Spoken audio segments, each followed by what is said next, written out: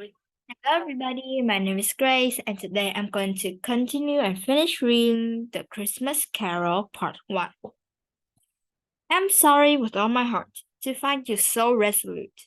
We have never had any quarrel, to which I have a party, but I have made the trial in homepage to Christmas and I've kept my Christmas humor to the last. So Merry Christmas, Uncle. Good afternoon, said Scrooge, and Happy New Year. Scrooge and Marley's, I believe, said one of the gentlemen, referring to his list. I have the pleasure of addressing Mrs. Scrooge or Mrs. Marley. Mr. Marley has been dead for these 7 years, Scrooge replied. He had died 7 years ago, this very night. We have no doubt this library is well presented by the surviving partner, said the gentleman, presenting the transitals. It certainly was, for they have been two kindred spirits. And the ominous words liberality, Scrooge frowned and shook his head, handed the creditors back. At this festive season of the year, Mrs. Scrooge, said the gentleman, taking up a pen, it is more than usually desirable that we should make some slight provision for the poor and dissolute, who suffer greatly at the present time. Many thousands are in want of common necessaries. Hundreds of thousands are in want of common comforts, sir. Are there no prisons? asked Scrooge. Plenty of prisons, said gentleman, laying down the pen again.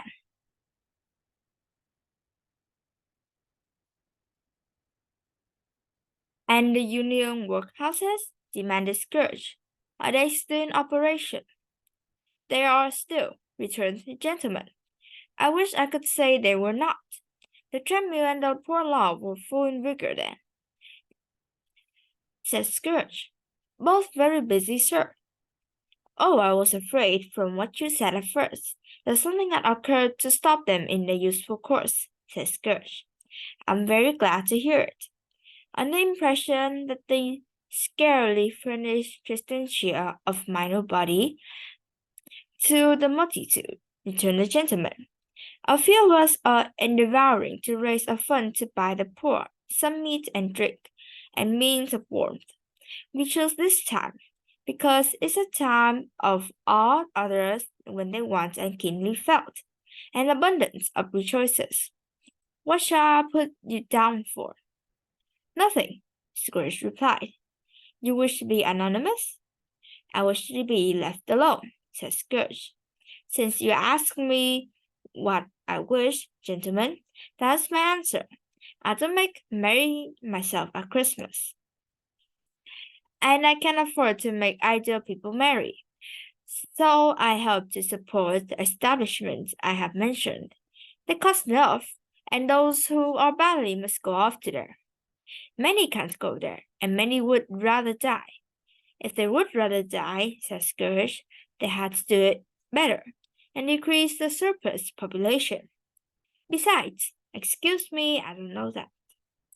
But you might know it, observed the gentleman. It's not my business, Scrooge returned.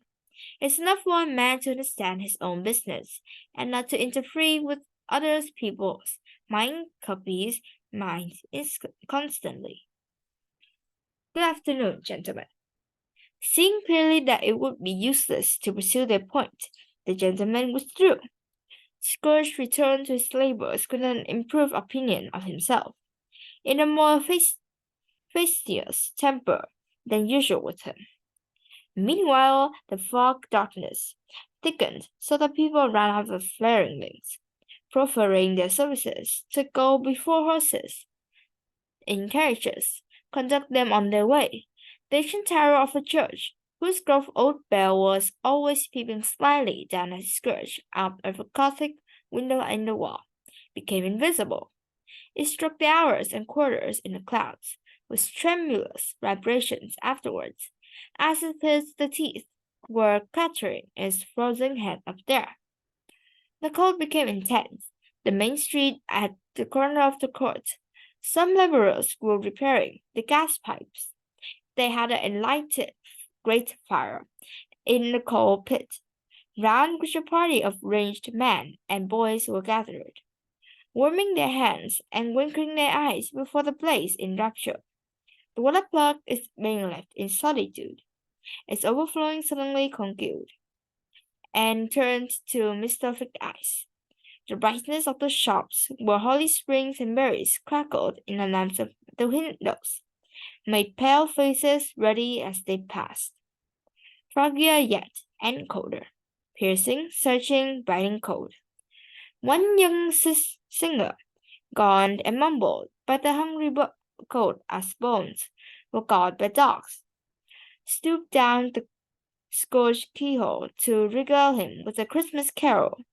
But the first sound of "God bless you, merry gentlemen," made nothing you dismay.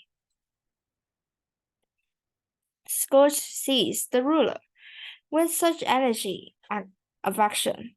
The singer fled in terror, leaving the keyhole to the fog and even more contentious frost. At the length of hour of shutting up, the cunning horse arrived. With an ill will, Scourge dismounted from his stool, and tacitly admitted the fact to the expensive clerk in the tank, who instantly snuffled his candle out, and put on his hat. "You want all day tomorrow, I suppose?" said Scourge. "If quite convenient, sir." "It's not convenient," said Scourge, "and it's not fair. I was to stop half a crown for it. You think you're ill-used, I'll be bound." The clerk smiled faintly. "And yet," said Scourge, "you don't think me ill-used when I pay a day's wages for no work." Clerk observed that it was only once a year. "A poor skill for picking a man's pocket was 25th of December," said Scourge, buttoning his greatcoat to his chin. "But I suppose you must have the whole day. Be here all the earlier next morning." The clerk promised that he would, and Scourge walked out with a growl. Scourge took his melancholy dinner in his usual melancholy tavern, and having read all the newspapers, and valued the rest of the evening with Banker's book, went home to bed. He lived in chambers which had once belonged to his deceased partner. It was old enough now, and dreary enough, for nobody to live in it but Scourge. The other rooms being all let out as offices.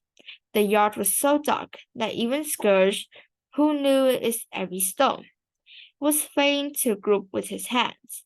The fog and frost so hung about the black gold gateway of the house.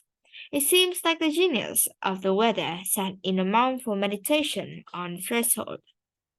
Now, this is the fact.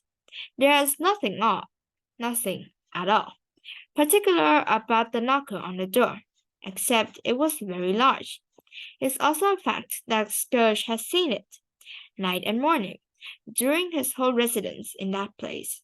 Let it also be borne in mind that Scourge had not bestowed one thought on Marley since his last mention of 7 years' dead partner that afternoon. And then let any man explain to me how it happened that Scourge, having his key in the lock of the door, saw in the knocker, not a knocker, but Molly's face. Molly's face was not imprintable, shadow as the other subjects in the yards were, but it had a dismal light about it, like a bad lobster in a dark cellar.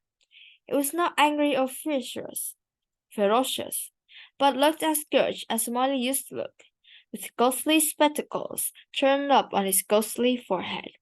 The hair was curiously stirred, as if by breath or hot air, and though the eyes were wide open, they were perfectly motionless. That, and its livid color, made it horrible. But its horror seems to be in spite of the face and beyond its control, rather than a part of its own expression. Scourge looked fixedly at this phenomenon. It was a knocker again.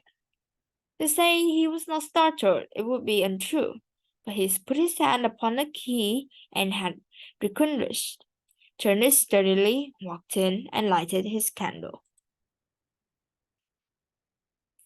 And so that's all of the book A Christmas Carol Part 1, and I will see you on Part 2. Goodbye.